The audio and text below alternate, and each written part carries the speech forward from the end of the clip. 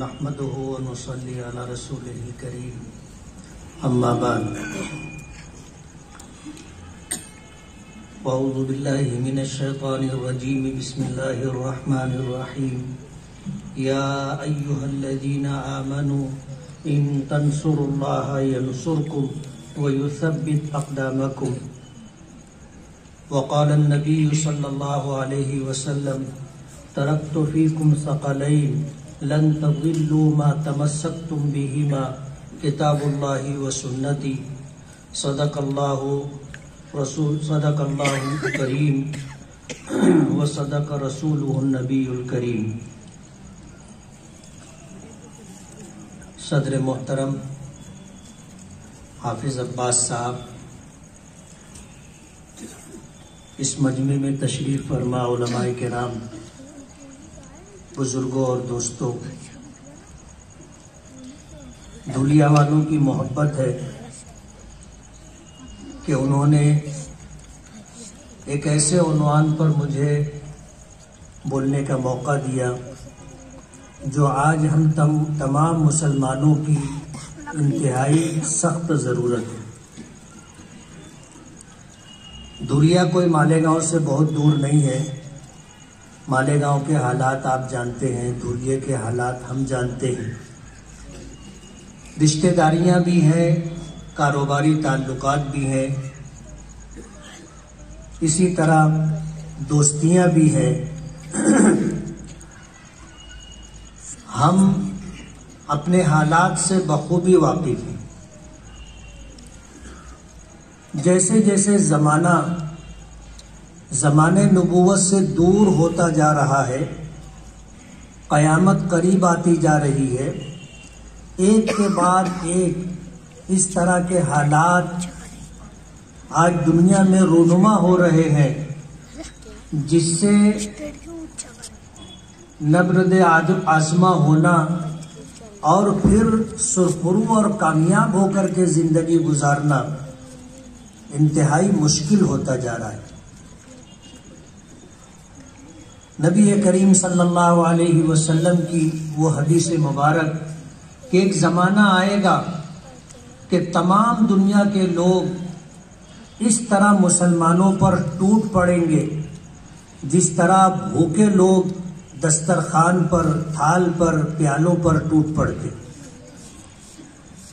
آج ہمارا سب سے بڑا جرم یہ ہے کہ ہم مسلمان ہیں، سب سے بڑا جرم یہ ہے کہ ہم اللہ اور اس کے رسول پر ایمان لائے ہیں، سب سے بڑا جرم یہ ہے کہ ہم اس دین اور شریعت کی پاسداری کرتے ہیں جو دین قیامت تک کے لیے آیا ہے، جو دین اللہ اس کے رسول کا عطا کردہ ہے، جو دین انتہائی مستحکم اور مضبوط ہے، جس دین کی بنیاد اللہ اس کے رسول کے ارشادات و احکامات پر ہے۔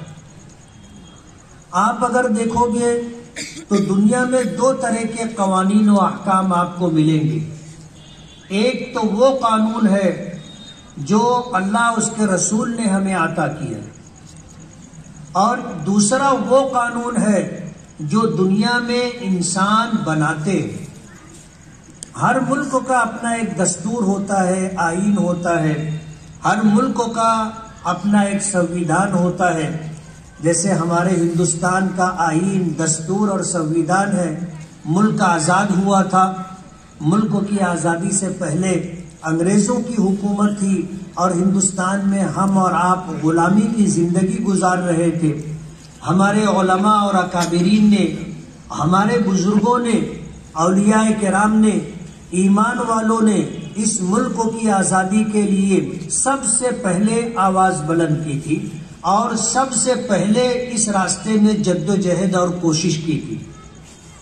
وجہ اس کی یہ تھی کہ یہ ملک ہم سے چھینا گیا تھا۔ انگریزوں کے آنے سے پہلے اس ملک پر مسلمان حکمراں تھے۔ بنگال میں نواب سراج الدولہ کی حکومت تھی، یہ ہندوستان کا ایک کونا ہے۔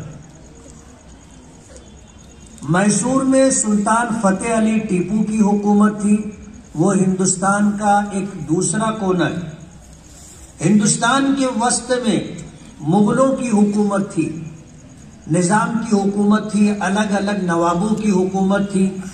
ہندوستان میں ہم مسلمان حکمراں تھے، انگریزوں نے یہ ملک ہم سے چھینا تھا۔ تو ظاہر بات ہے کہ جب یہ ملک ہم سے چھینا گیا تھا تو انگریزوں نے ملک کو چھیننے کے بعد سب سے زیادہ ظلم و ستم کا نشانہ ہم مسلمانوں کو ہی بنایا تھا۔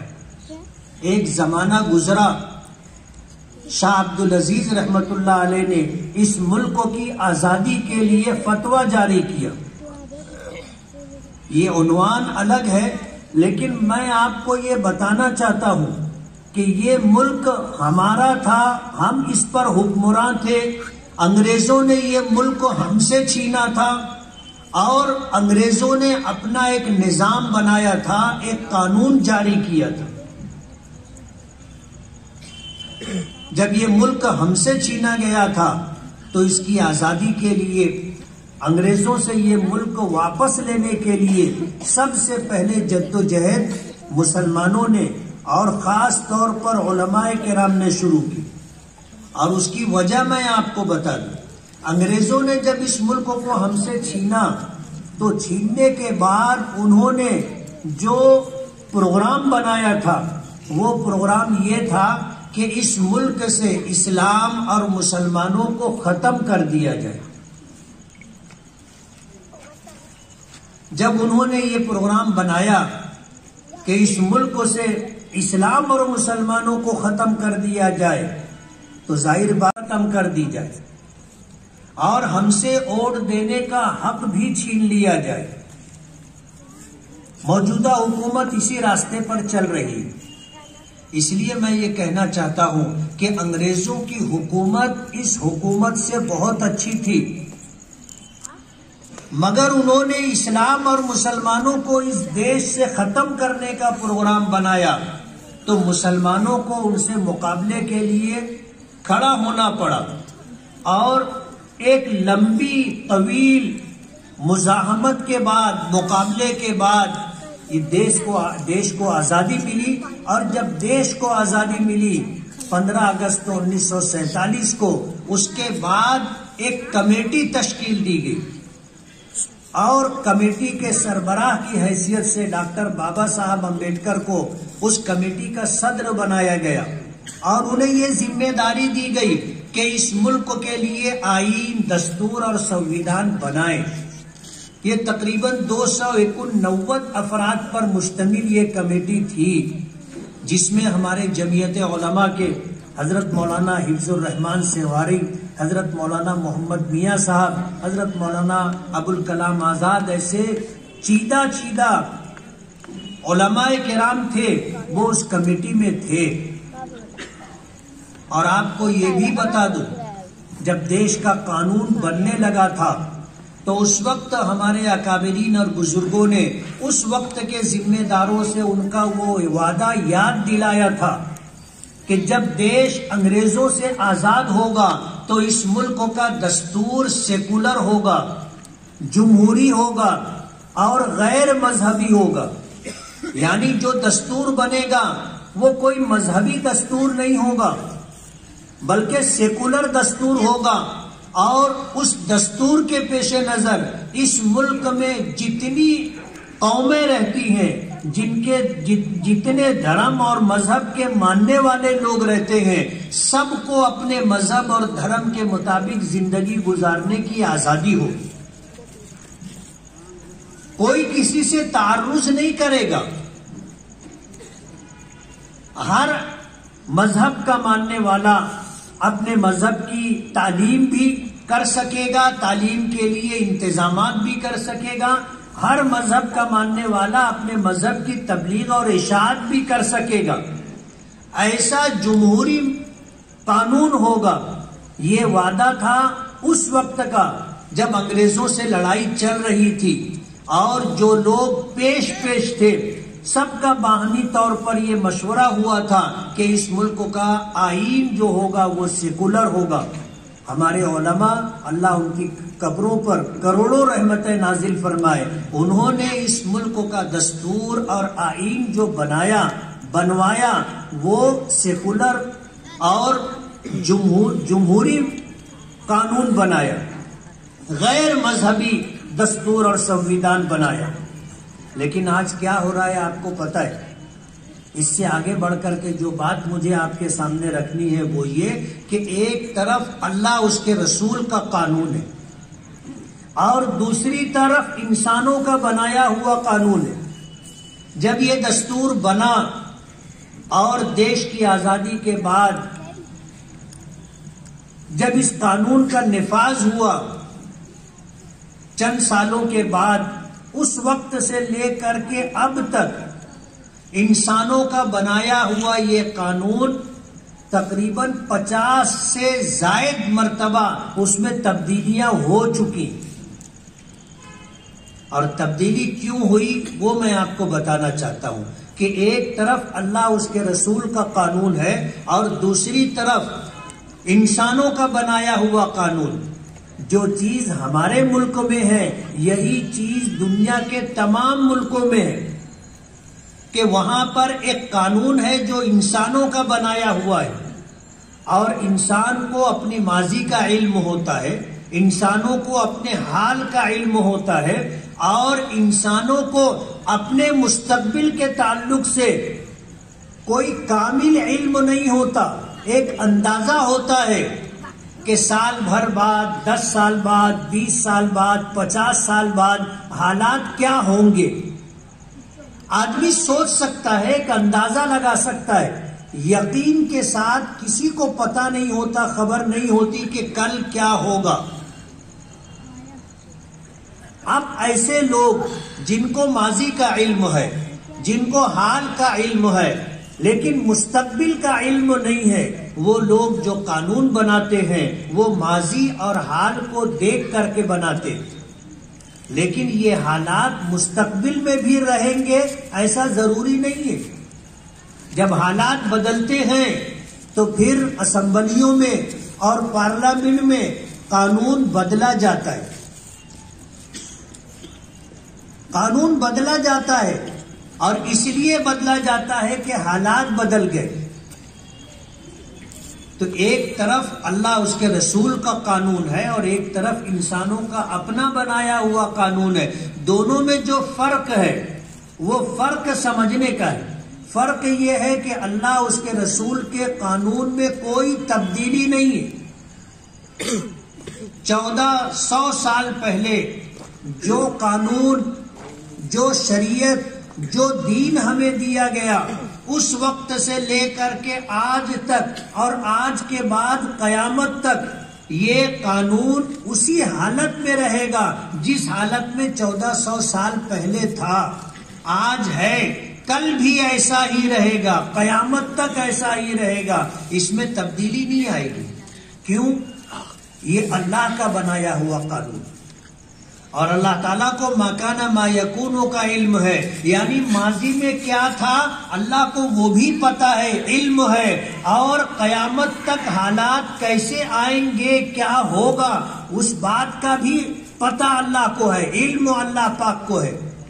اب ظاہر بات ہے جب اللہ کا بنایا ہوا قانون ہے اور اللہ تعالیٰ ماضی کو بھی جانتا ہے، حال کو بھی جانتا ہے، مستقبل کو بھی جانتا ہے، تو ظاہر بات ہے اس نے جو قانون بنایا ہے وہ قیامت تک کے لیے اپنی جگہ قائم رہے گا، اس میں تبدیلی نہیں آئے گی۔ یہی وجہ ہے کہ علماء کرام قرآن و حدیث کو سامنے رکھ کر کے آپ کو وہ احکامات بتاتے ہیں جو اللہ اس کے رسول نے عطا کیے۔ ہم اپنی طرف سے کچھ نہیں بتاتے۔ ایک عالم کا کام، ایک مفتی کا کام، ایک قاضی کا کام، ایک مبلغ کا کام، ایک مدرس کا کام، ایک ایمان والے کا کام اللہ اس کے رسول کے احکامات کو بتلانا ہے، بس۔ تبدیلی کا حق کسی کو اللہ پاک نے نہیں دیا۔ خود نبی کریم صلی اللہ علیہ وسلم صاحب شریعت تھے۔ اللہ پاک نے قرآن کریم اتارا تو قرآن کریم میں یہ بتا دیا گیا کہ نبی کریم صلی اللہ علیہ وسلم جو کچھ کہتے ہیں یہ من جانب اللہ ہوتا ہے، بذریعے وحی آپ سے وہ کہلوایا جاتا ہے، اللہ کی طرف سے رہنمائی اور ہدایت ہوتی ہے جس کے مطابق وہ لوگوں تک اللہ کے احکامات واضح کر کے پہنچاتے اور بتاتے۔ نبی کریم صلی اللہ علیہ وسلم کے ارشادات قرآن کریم کی تفسیر ہے۔ ظاہر بات ہے، ایک طرف اللہ اور اس کے رسول کے قانون، دوسری طرف انسانوں کا بنایا ہوا قانون۔ انسانوں کو جتنا علم ہوتا ہے اس علم کے مطابق قانون بناتے ہیں، اور جب حالات بدل جاتے ہیں تو بعد میں آنے والے پھر قانون بدلتے، اس میں ترمیم کرتے، اس میں تبدیلی کرتے۔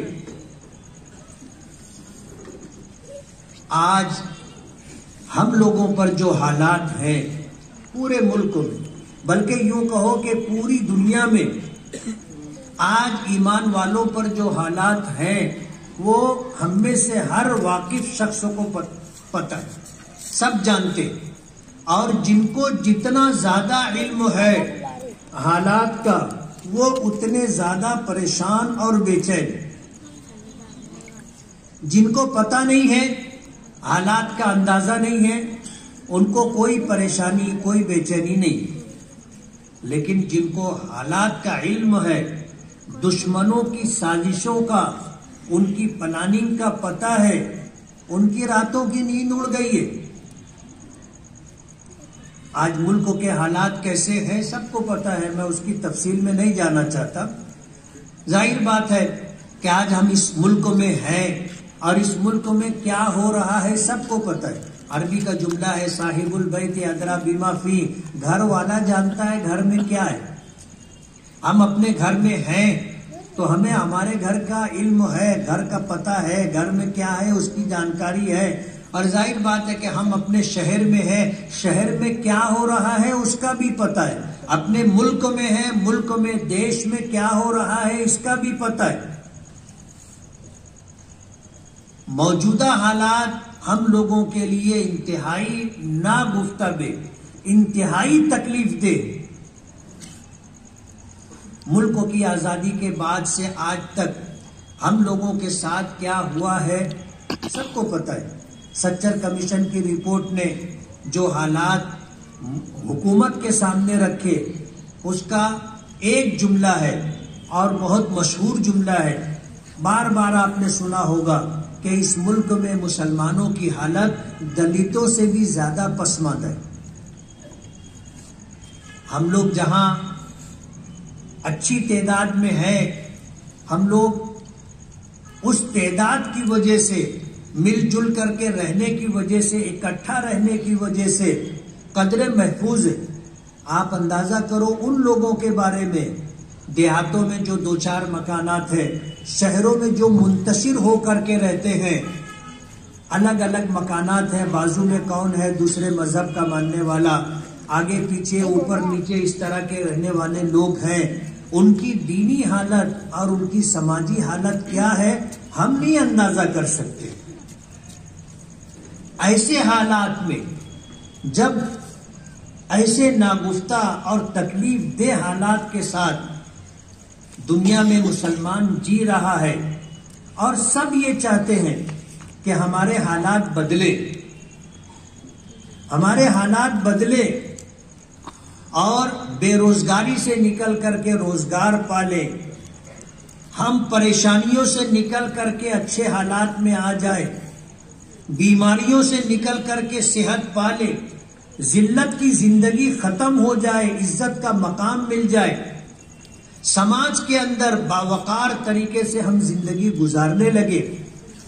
ہر سنجیدہ، ہر وہ شخص جو اپنے لیے، اپنے بچوں کے مستقبل کے لیے فکر مند ہے، اس کی یہی سوچ ہے۔ اب ظاہر بات ہے کہ حالات ہیں تو حالات ہم پر کیوں ہیں، پہلے ہمیں اس کا جائزہ لینا ہوگا۔ نبی کریم صلی اللہ علیہ وسلم نے آج سے 1400 سال پہلے ایک جملے میں ہمیں بتا دیا، ایک جملے میں اس بات کی نشاندہی کر دی، فرمایا اعمالکم उम्मालुकुम, तुम्हारे जैसे आमाल होंगे, तुम पर हुक्मरां उसी तरह के मुसल्लत किए जाएंगे। अल्लाह के रसूल सल्लल्लाहु अलैहि वसल्लम ने फरमाया कि जमीन से जैसे तुम्हारे आमाल आसमान पर जाएंगे, उन आमाल के मुताबिक आसमान से फैसले तुम्हारे लिए नाजिल होंगे। ये है वो बुनियादी नुक्ता जिसको समझना और समझ करके फिर आगे का प्रोग्राम बनाना हमारी जिम्मेदारी। अल्लाह का बेपनाह करम और एहसान है कि अल्लाह ने हमें ईमान की दौलत दी, हमें इस्लाम का सरमाया दिया, हमें जो अहकामात कुरान करीम की शक्ल में और अहादीस मुबारका की शक्ल में मिले हैं, ये वो दीन है, वो शरीयत है, वो अहकाम है जिसकी सदाकत पूरी दुनिया में मुसल्लम। ऐसा दीन और ऐसा मुकम्मल दीन अल्लाह पाक ने हमें अता किया, और रुए जमीन पर इस्लाम के अलावा कोई दूसरा मजहब ऐसा नहीं है जो इस्लाम के मुकाबले में खड़ा रह सके।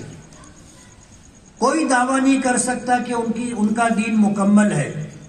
हमारा दीन अल्लाह पाक ने अता किया तो मुकम्मल अता किया। नबी करीम सल्लल्लाहु अलैहि वसल्लम की उम्र मुबारक 40 साल हुई, अल्लाह ने आपको नबूवत और रिसालत अता की। आपने 13 साल मक्के में रह करके गुजारे, आपने 10 साल मदीने मुनव्वरा में रह करके गुजारे। 23 साल के अरसे में आप पर कुरान करीम नाजिल होता रहा। हर आयत आपने याद की, याद करवाई, उसे लिखवाया, और आपने अल्लाह के नाजिल करदा कुरान करीम की आयत की आपने तशरीह और वजाहत की। 23 साल के अरसे में जब अल्लाह के नबी सल्लल्लाहु अलैहि वसल्लम इस दुनिया से पर्दा कर जाते, आखिरी साल में आपने हज फरमाया, जिसे हज्जतुल वेदा कहा जाता है। और वेदा इसलिए कहते हैं कि अल्लाह के रसूल सल्लल्लाहु अलैहि वसल्लम हम लोगों से रुखसत होने वाले थे। हदीस पाक में आता है कि अल्लाह के रसूल सल्लल्लाहु अलैहि वसल्लम इस तरह की गुफ्तगू फरमाया करते थे कि समझने वाले समझा करते थे कि अब अल्लाह के रसूल जाने वाले।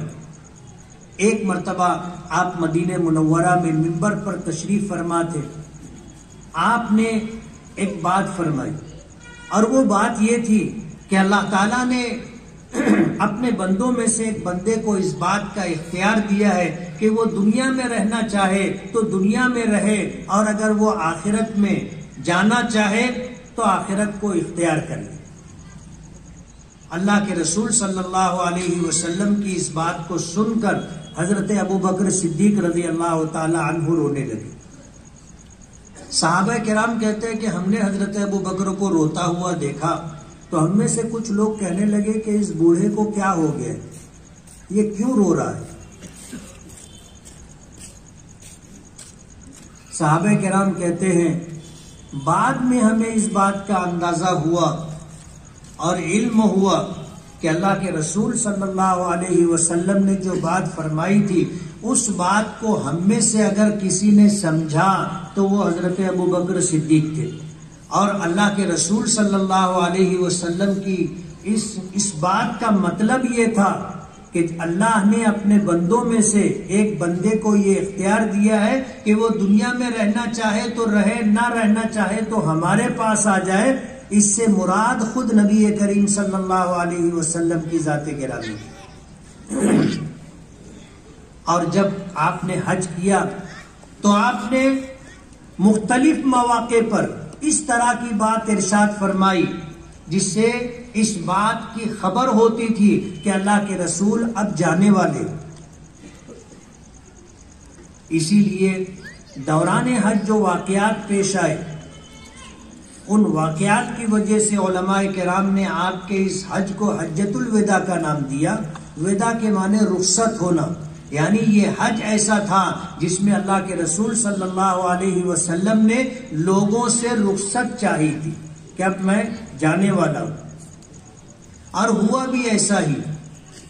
آپ حج کر کے واپس آئے، ذی الحجہ کا مہینہ تھا، محرم سفر یہ 2 مہینے گزرے. سفر کے آخری ایام میں آپ کی طبیعت بگڑی، سر میں شدید درد اور بیماریوں میں مبتلا ہوئے، اور پھر سفر کا مہینہ گزرا. ربیع الاول کے مہینے میں 12 ربیع الاول کو اللہ کے رسول صلی اللہ علیہ وسلم دنیا سے تشریف لے گئے. تو یہ حج آپ کی زندگی کا آخری حج تھا، اور جس طرح کی باتیں آپ نے فرمائی تھی اس سے یہ اندازہ ہو گیا تھا جاننے والوں کو، قریب رہنے والوں کو، کہ یہ رخصتی کا موقع ہے. اللہ کے رسول صلی اللہ علیہ وسلم اس دنیا سے ہم لوگوں سے جدا ہو گئے، دنیا سے پردہ فرما دی. لیکن اسی حجۃ الوداع میں جب آپ میدان عرفات میں تھے، وہاں سے چل کر کے میدان مزدلفہ آئے، وہاں سے چل کر کے میدان مینا آئے، تو نبی کریم صلی اللہ علیہ وسلم پر قرآن کریم کی آیت نازل ہوئی، الیوم اکملت لکم دینکم واتممت علیکم نعمتی ورضیت لکم الاسلام دینا، کہ آج کے دن میں نے تمہارا دین تمہارے لیے مکمل کر دیا ہے.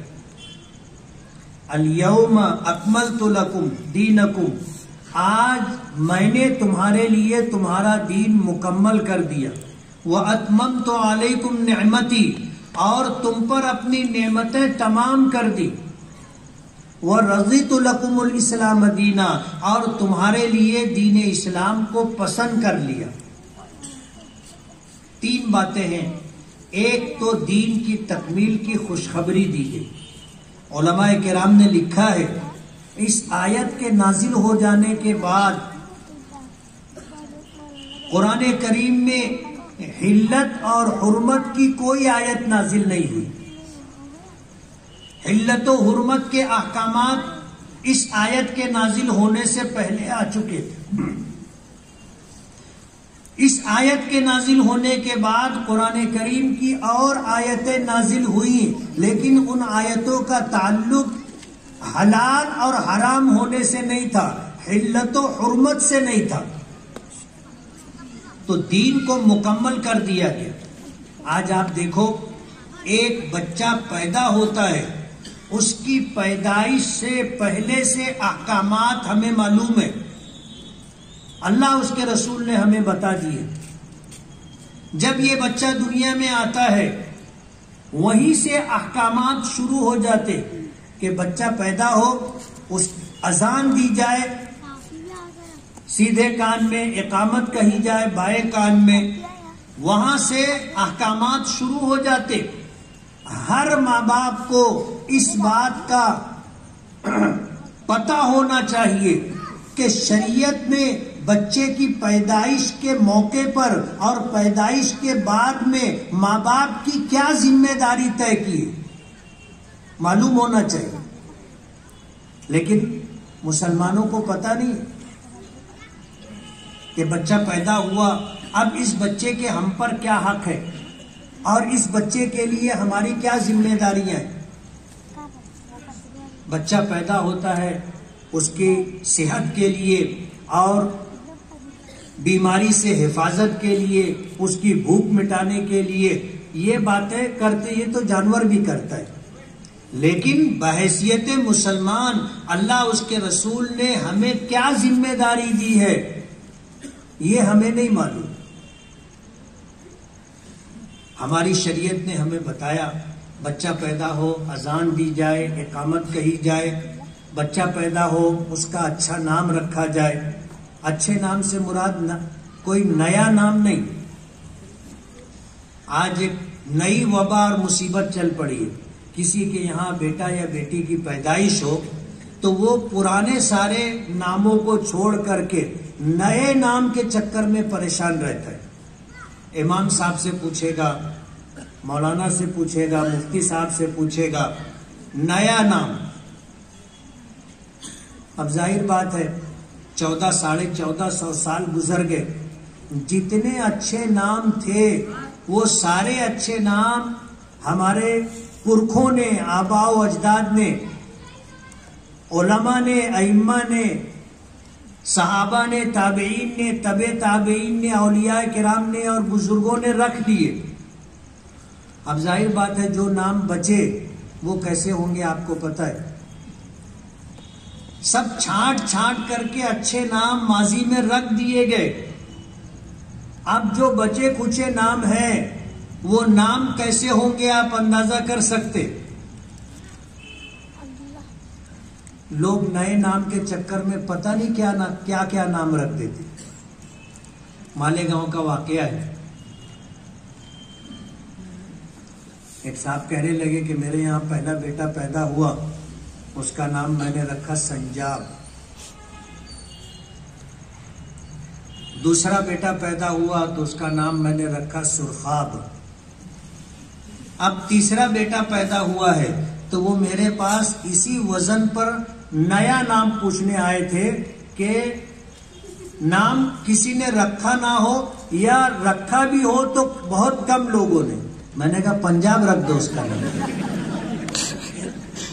وزن بھی ہے اور پورے ہندوستان میں تم گھوم کر کے دیکھ لو، پورے مالیگاؤں میں آپ گھوم کر کے دیکھ لو، کسی کا نام پنجاب نہیں ہوگا۔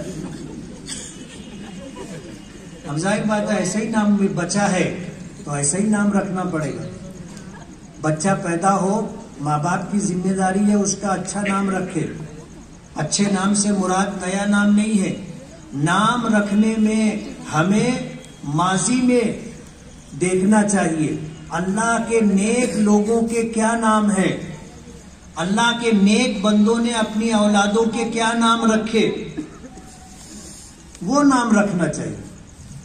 اور ایسا نام رکھنا چاہیے کہ آج یہ بچی ہے، کل یہ جوان ہوگی، شادی ہوگی، ادھیڑ ہوگی، بوڑھی ہوگی، نام ایسا ہونا چاہیے کہ عمر کے ہر دور میں وہ نام جچے۔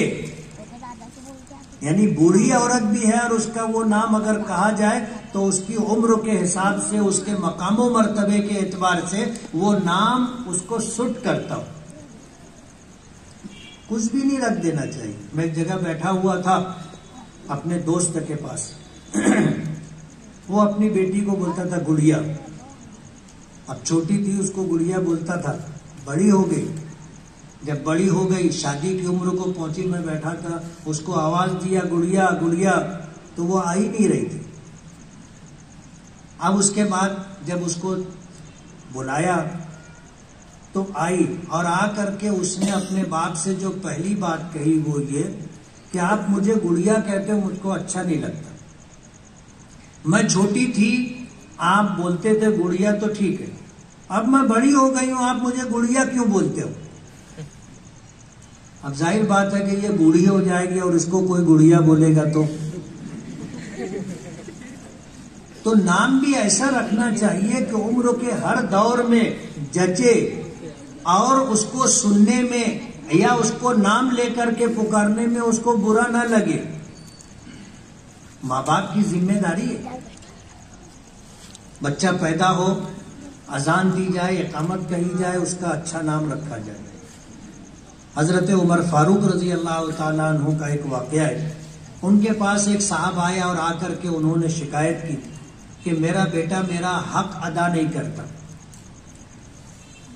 حضرت عمر فاروق رضی اللہ تعالیٰ عنہ نے ان کے بیٹے کو بلایا اور بلا کر کے کہا کہ تیرے باپ نے تیری شکایت کی ہے کہ تو اپنے باپ کا حق ادا نہیں کرتا۔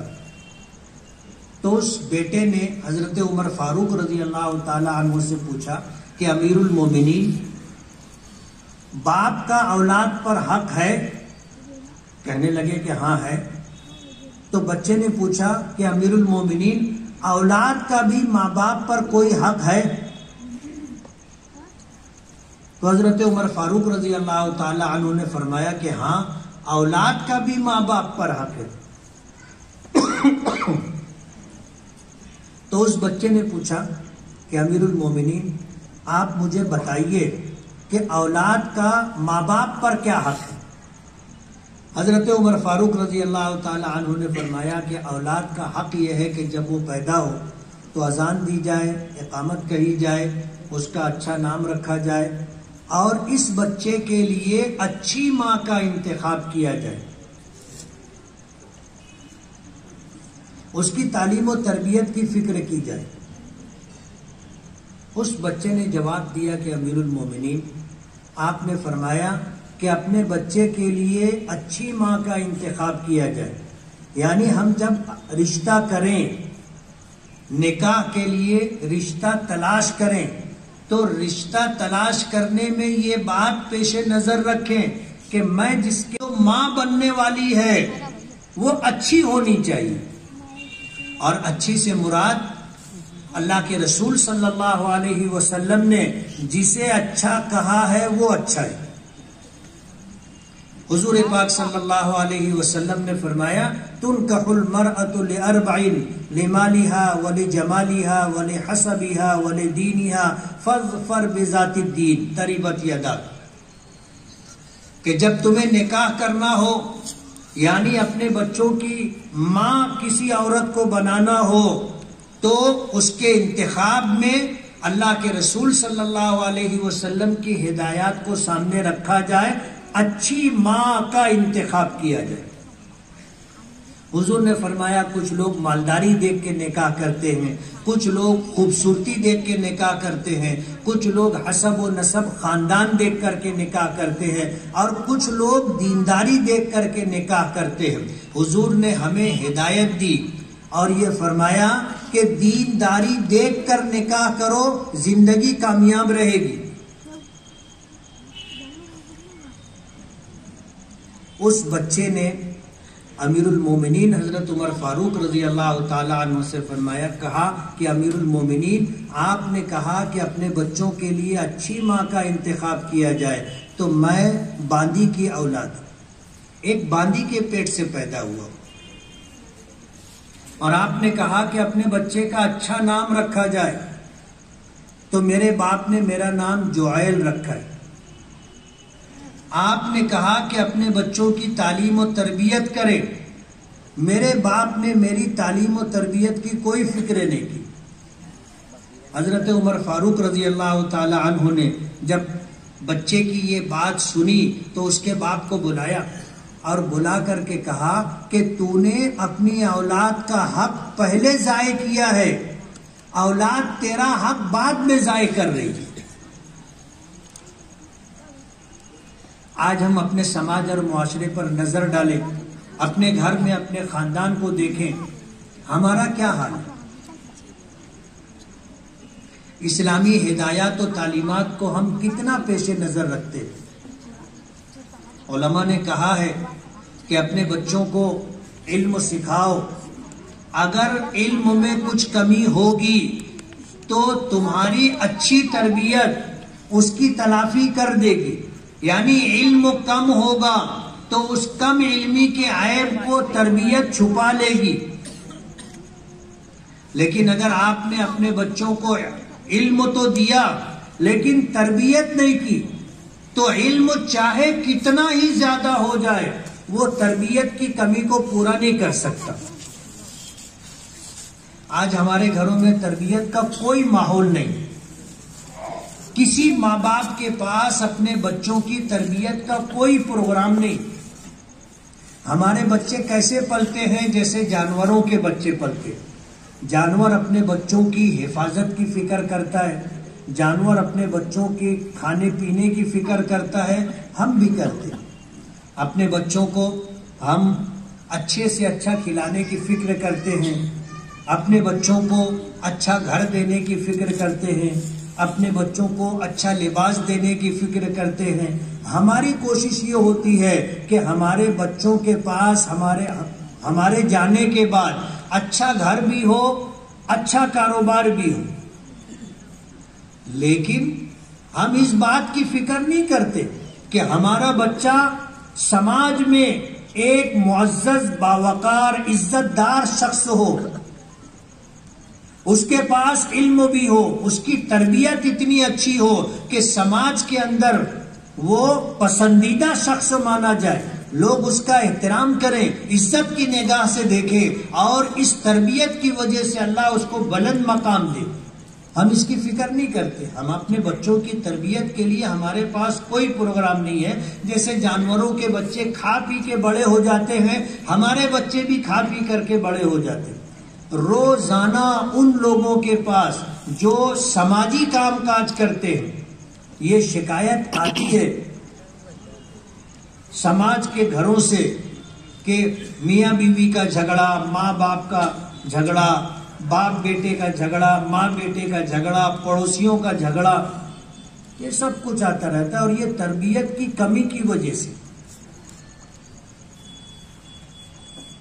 آج ہمارے پاس اچھی تربیت کا کوئی نظام نہیں۔ ہمارے بچے سماج اور معاشرے کے اچھے فرد نہیں ہیں۔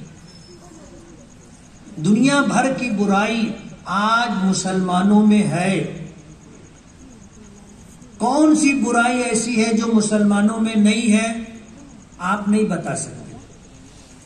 ہر طرح کی برائی مسلمانوں میں، اور عام ہوتی جا رہی، عام ہوتی جا رہی۔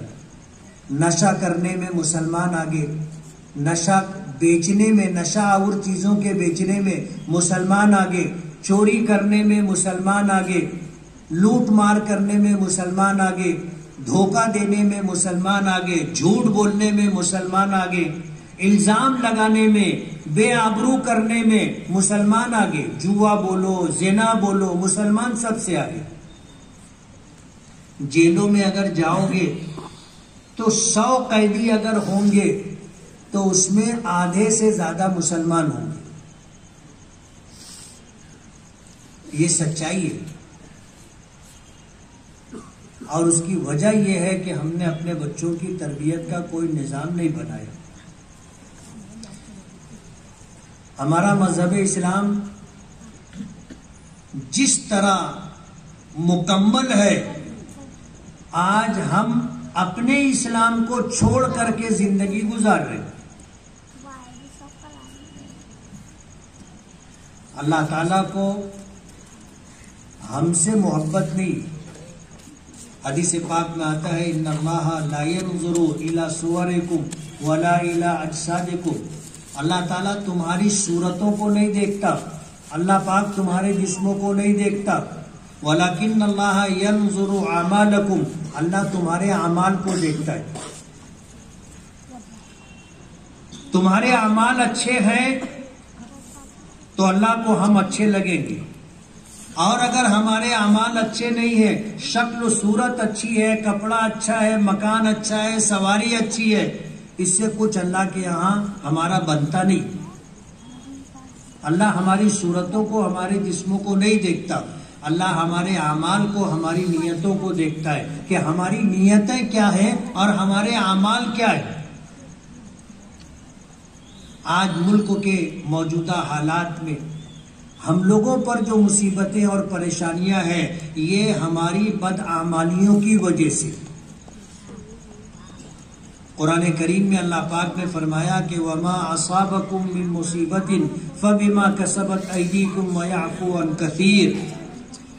اللہ پاک فرماتے ہیں کہ تمہیں جو مصیبتیں پہنچتی ہیں، جو پریشانیاں لاحق ہوتی ہیں، تم پر جو حالات آتے ہیں، یہ تمہارے اپنے ہاتھوں کی کمائی ہے، تمہارے اپنے اعمال کا نتیجہ ہے۔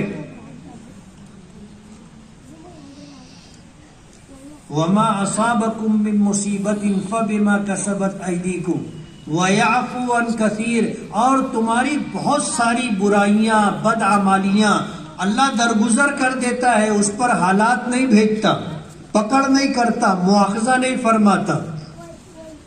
اگر ہر برے عمل پر اللہ پاک کی طرف سے ہم پر حالات آنے لگ جائے تو آج جس حالت میں ہم ہیں اس سے بدتر حالت میں ہم پہنچ جائیں گے۔ اللہ اپنے بندوں پر ظلم نہیں کرتا، اور بندوں میں بھی وہ بندے جو اپنے آپ کو ایمان والا کہتے ہیں، وہ بندے جو اسلام کا متبع اور پیروکار اپنے آپ کو بتلاتے ہیں، وہ بندے جو اللہ کے آخری نبی جناب رسول اللہ صلی اللہ علیہ وسلم پر، اللہ کی کتاب قرآن کریم پر، نبی کریم صلی اللہ علیہ وسلم کی حدیثوں پر ایمان رکھتے ہوں، ظاہر بات ہے یہ بندے وہ بندے ہیں جن کو اللہ نے یہ نعمتیں عطا کی ہیں. ایسے بندوں پر اللہ کیسے ظلم کرے گا؟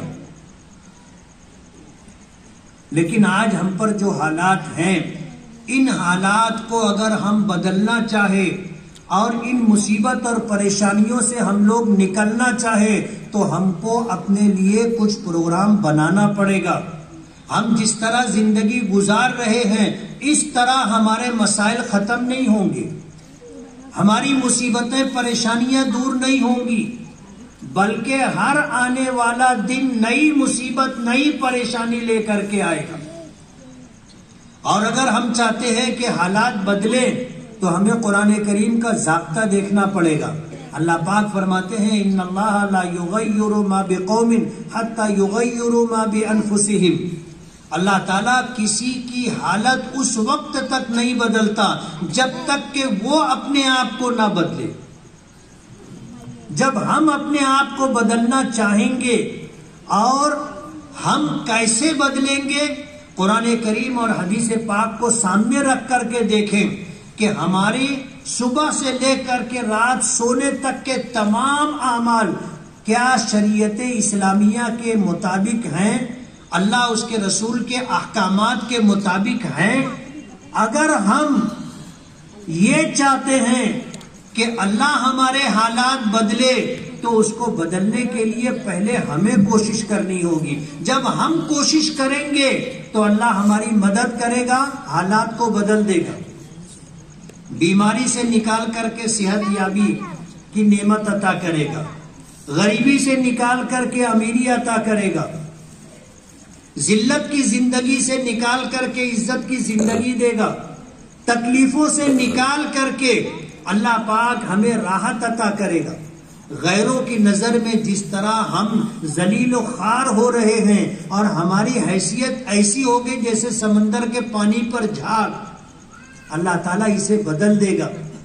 اور پھر لوگ ہمیں قدر کی نگاہوں سے دیکھیں گے، لوگ ہمیں عزت دیں گے، لوگ ہمارا احترام کریں گے، لوگ ہمارے لیے کارآمد بنیں گے. مگر یہ اس وقت ہوگا جب ہم اپنے آپ کو بدلیں گے. اور اگر ہم نے اپنے آپ کو بدلنے کی کوشش نہیں کی تو پھر حالات بدلیں گے نہیں، بلکہ اس سے برے حالات آئیں گے. یہ قرآنی ضابطہ ہے ان اللہ لا یغیر ما بقوم حتی یغیروا ما بانفسہم، کہ اللہ تعالیٰ کسی قوم کی حالت کو اس وقت تک نہیں بدلتا جب تک کہ وہ خود اپنے حالات کو بدلنے کی کوشش نہ کرے. موجودہ حالات میں ہمارا کوئی وزن نہیں ہے، کوئی وزن نہیں. آج تو ملک کی سیاسی پارٹیوں نے یہ کہنا شروع کر دیا کہ ہم کو تمہاری ضرورت نہیں ہے، ہم کو تمہاری ضرورت نہیں. انہوں نے اپنا انتظام کر لیا اور اپنے انتظام کے تحت وہ اقتدار تک پہنچ گئے. ہم میں کے جو لوگ ان کے پاس جاتے ہیں کہ ہم تمہاری پارٹی سے جڑنا چاہتے ہیں، ہم تمہارے ساتھ رہ کے کام کرنا چاہتے ہیں، تو ان کو ٹکا سا جواب مل جاتا ہے کہ تم کو جہاں جانا ہے جاؤ، جو کرنا ہے کرو، ہم کو تمہاری ضرورت نہیں. اتنے بے وزن ہو گئے ہیں ہم لوگ. آپ دھلیا مالیگاؤں نہ دیکھیں، ان جگہوں کو دیکھیں جہاں پر لوگ مسلمان منتشر ہیں، مسلمان کم تعداد میں ہیں، کتنی پریشانیوں کے ساتھ وہ جی رہے ہیں آپ کو اندازہ نہیں. بے وزن ہو گئے، اور بے وزن اس لیے ہو گئے کہ ہم نے اللہ اس کے رسول کو چھوڑ دیا، ان کے احکامات کو چھوڑ دیا، من مانی زندگی گزار رہے.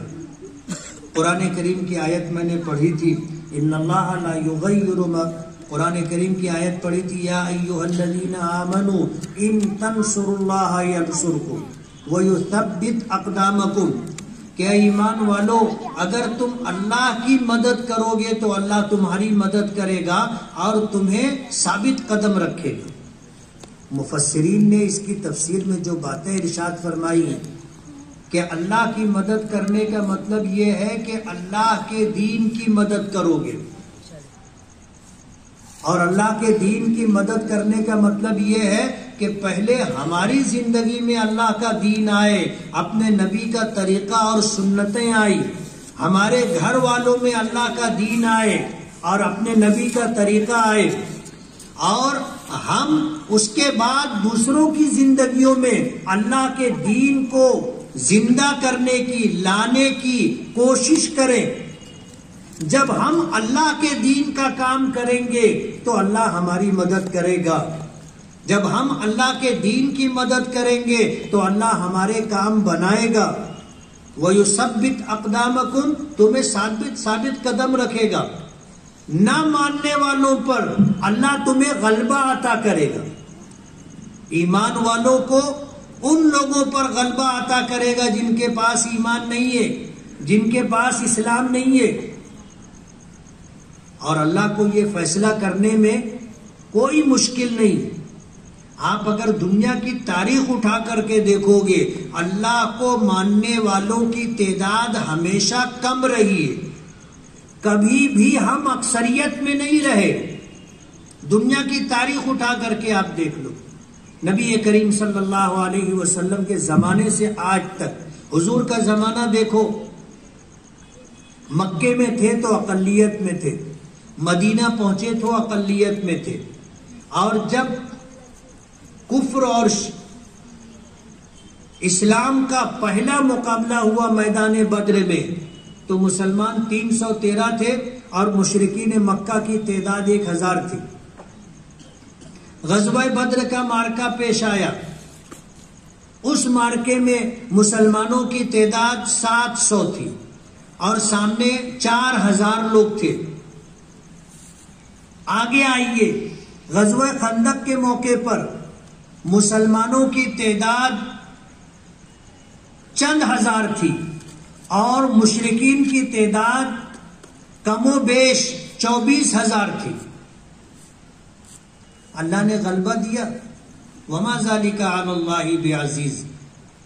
غلبے کے لیے اکثریت ضروری نہیں ہے، غلبے کے لیے آپ اللہ کے دین کے مددگار بنے، آپ دیندار بنے، اپنی اولاد کو دیندار بنائیں، اپنے گھر میں رہنے والے افراد، ماں بہن بیٹی کو دیندار بنائیں، دوسروں کو دیندار بنانے کی کوشش کریں، یعنی اللہ کے دین کی تبلیغ و اشاعت کریں، اللہ ہماری مدد کرے گا۔ اور اگر اللہ کی مدد ہمارے ساتھ ہے، دنیا کی کوئی طاقت ہمارا بال بیکا نہیں کر سکتی، کچھ نہیں بگاڑ سکتی۔ اپنی ذات کو نفع بخش بنائیں، تمام انسانیت کے لیے، صرف مسلمانوں کے لیے نہیں، تمام انسانیت کے لیے ہماری ذات نفع بخشو۔ ہمارا یہ دین اسلام تلوار سے نہیں پھیلا ہے، طاقت کے بلبوتے پر دین نہیں پھیلا، بلکہ یہ دین پھیلا ہے اخلاق کی بنیاد پر، دینداری کی بنیاد پر۔ ہم میں اگر اچھے اخلاق ہوں گے، دینداری ہوگی، لوگ آپ سے متاثر ہوں گے۔ آج سوشل میڈیا پر جو خبریں آتی ہیں، وائرل ہوتی ہیں، ہم ایک طرف خوش ہوتے کہ لوگ اسلام میں داخل ہو رہے، اسلام قبول کر رہے، لیکن دوسرا پہلو ہم نہیں دیکھتے، لوگ نکل کے جا بھی رہے ہیں، ارتداد پھیلتا جا رہا ہے۔ اپنے بچوں کو ہم نے مسلمان بنانے کی فکر نہیں کی، دین کی تعلیم اور تربیت کی ہم نے فکر نہیں کی۔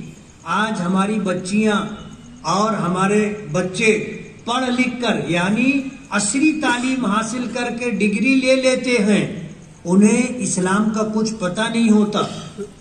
دینی تعلیم اور تربیت کا ان کے پاس کوئی حصہ نہیں ہوتا، وہ اسلام چھوڑ کر کے چلے جاتے تھے. عام بات ہے. ابھی 2-3 دن پہلے ایک واقعہ پڑھنے میں آیا کہ فرانس میں ایک برقع پوش خاتون شاپنگ مال میں گئی اور جا کر کے اس نے وہاں شاپنگ کی، اور اس کے بعد کاؤنٹر پر آ کر کے جب وہ بل دینے لگی تو وہاں بھی ایک خاتون تھی جو بے پردہ تھی. اس نے کہا کہ یہ تمہارے پردے نے تو حالت خراب کر دی، تم کو اگر پردے میں رہنا تھا تو وہیں اپنے ملک میں رہنا تھا، یہاں آنا تھا تو پردہ چھوڑ کے آنا تھا. تو اس خاتون نے اپنے چہرے سے نقاب اٹھائی اور نقاب اٹھا کر کے اس نے کہا کہ میں یہی فرانس میں پیدا ہوئی ہوں، میں فرانسیسی ہوں، میں نے اپنا مذہب چھوڑ کر کے اسلام قبول کیا،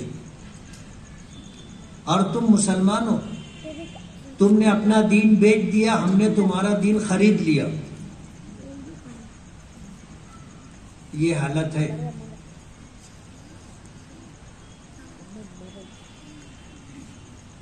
ایک طرف لوگ اسلام میں آ رہے ہیں اور دوسری طرف جو پیدائشی مسلمان تھے وہ اسلام سے نکل کر کے جا رہے ہیں، اور اس کے ذمہ دار ہم ہیں. ذمہ دار ہم ہیں. ابھی ہفتہ 10 دن پہلے پونا سے خاتون کا فون آیا، شوہر کا انتقال ہو گیا، ماں باپ کا انتقال ہو گیا، عمر 60 کے اوپر ہو چکی. ایک بیٹی تھی، اس کو پڑھا لکھا کر کے اس نے ڈگری دلا دی، وہ اپنے ہم کلاس غیر مسلم لڑکے کے ساتھ چلی گئی. وہ یہ پوچھ رہی تھی کہ میں اپنی جائیداد میں سے اس کو کچھ نہیں دینا چاہتی، کچھ نہیں دینا چاہتی، تو میں کیا کروں؟ حالات ایسے ہیں کہ ہم اپنے بچوں کو دنیاوی تعلیم، عصری تعلیم دلا کر کے ان کو قابل بنا دیتے ہیں، لیکن مسلمان نہیں بنا پاتے، اچھا انسان نہیں بنا پاتے. ظاہر بات ہے اسے یہی پتہ نہیں تھا کہ اسلام کیا ہے، اسلام کتنی قیمتی دولت ہے.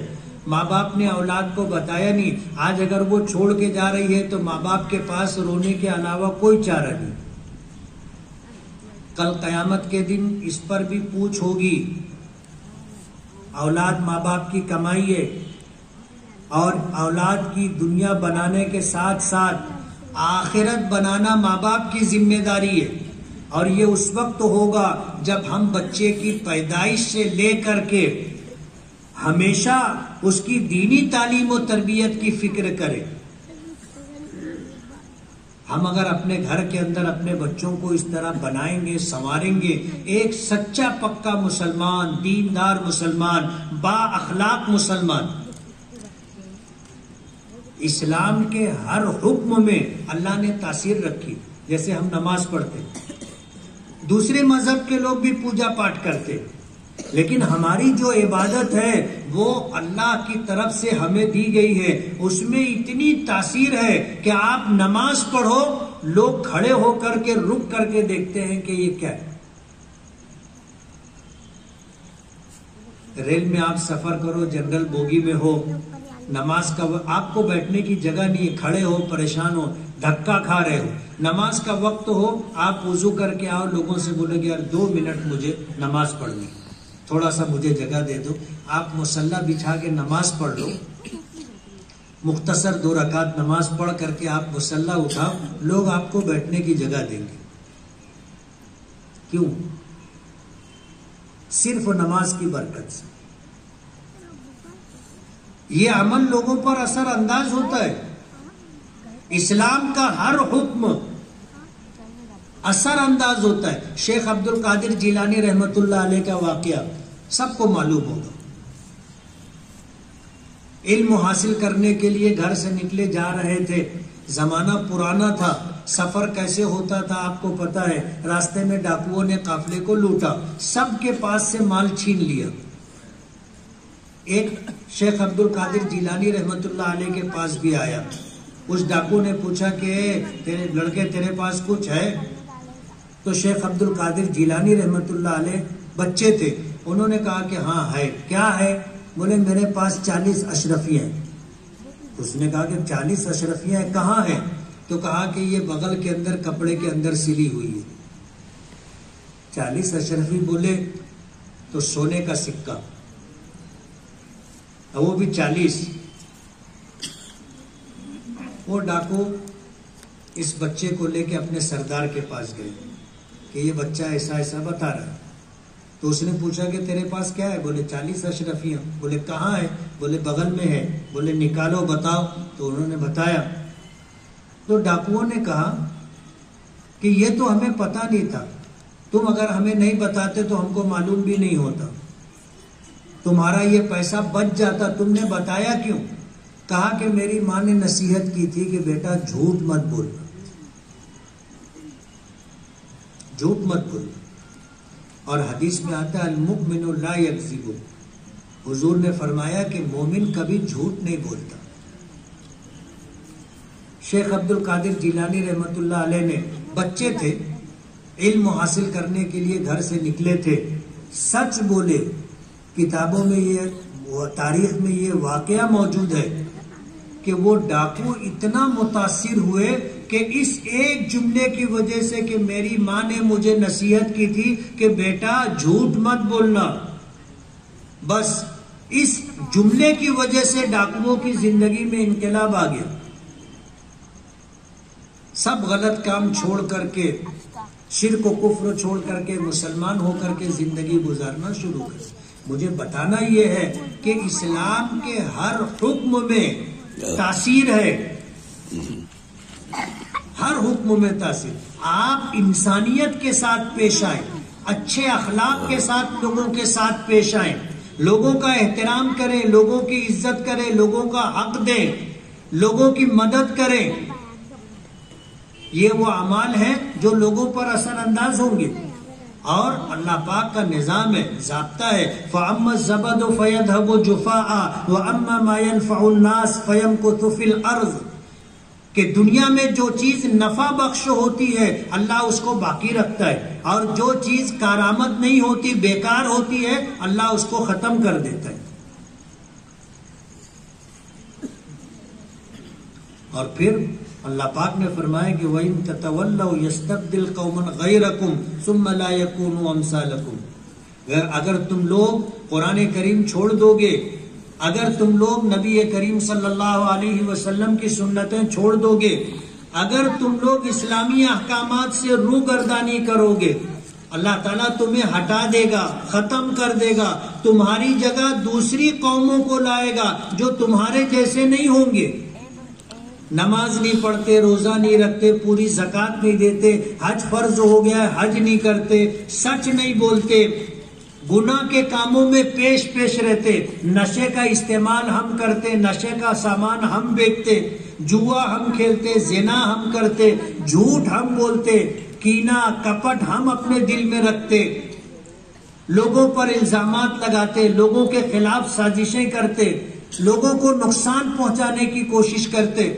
مسلمان اس کو نہیں کہتے، ایسا آدمی مسلمان نہیں۔ اور یہ مصیبتیں، یہ ساری خرابیاں آج ہم میں نیچے سے لے کر کے اوپر تک ہے، کیا بڑے کیا چھوٹے، کیا پڑھے لکھے کیا بے پڑھے لکھے، سب میں یہ مصیبت اور پریشانی ہے، یہ برائی ہے۔ اور جب تک یہ برائی ختم نہیں ہوگی ہمارے حالات نہیں بدلیں گے۔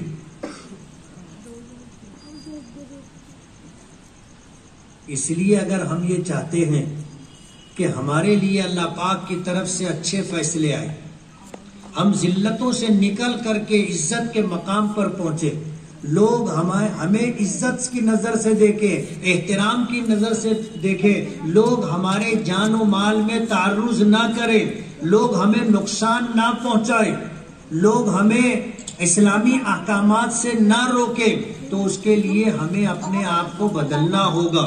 ہم اپنے آپ کو بدلیں گے تو زمانہ بدلے گا، حالات بدلیں گے، اور اگر ہم نے اپنے آپ کو نہیں بدلا تو پھر کوئی تبدیلی نہیں آئے گی. آنے والے دن اس سے زیادہ برے اور اس سے زیادہ خراب ہوں گے. آج اس موقع پر مجھے آپ لوگوں سے گفتگو کا بات چیت کرنے کا موقع ملا. یہی پیغام لے کر کے میں مالیگاؤں سے آیا ہوں اور میں یہ کہنا چاہتا ہوں کہ 5 وقتہ نمازوں کا احترام کریں, اپنے بچوں کو نمازی بنائیں, اپنے گھر والوں میں ماں بہن بیٹیوں کو نماز کی تاکید کریں, اپنے گھر میں دین کا ماحول بنائیں, سچا پکا مسلمان اپنی اولاد کو بنائیں. اسلامی احکامات, اسلامی اخلاق ہماری زندگیوں میں, اور اگر یہ سب کچھ ہمارے پاس ہے تو پھر زمانہ ہمارا استقبال کرے گا, حالات بدلیں گے, لوگ ہمیں عزت کی نظر سے دیکھیں گے, عزت کا مقام دیں گے. اور اگر ہماری دنیا سے ان پر کوئی اثر پڑنے والا نہیں ہے, ان پر اگر کوئی چیز اثر انداز ہوگی تو وہ ہماری دینداری ہے, وہ ہمارے اسلامی احکامات ہیں, بس. اس کے علاوہ ہمارے پاس دوسری کوئی چیز نہیں ہے. ہمارے نبی نے فرمایا ترکت فیکم ثقلین لن تضلوا ما تمسکتم بہما کتاب اللہ و سنتی, کہ میں تم میں 2 وزندار قیمتی چیزیں چھوڑ کر کے جا رہا ہوں, اگر تم اسے مضبوطی سے پکڑے رہو گے تو کبھی بے راہ نہیں ہوگے, کبھی بھٹکو گے نہیں, کبھی گمراہ نہیں ہوگے. کامیابی کا راستہ اللہ دے گا جس پر عزت بھی ملے گی, جس پر چل کر کے تم کو دنیا بھی ملے گی, آخرت بھی بنے گی. وآخر دعوانا الحمدللہ رب العالمین.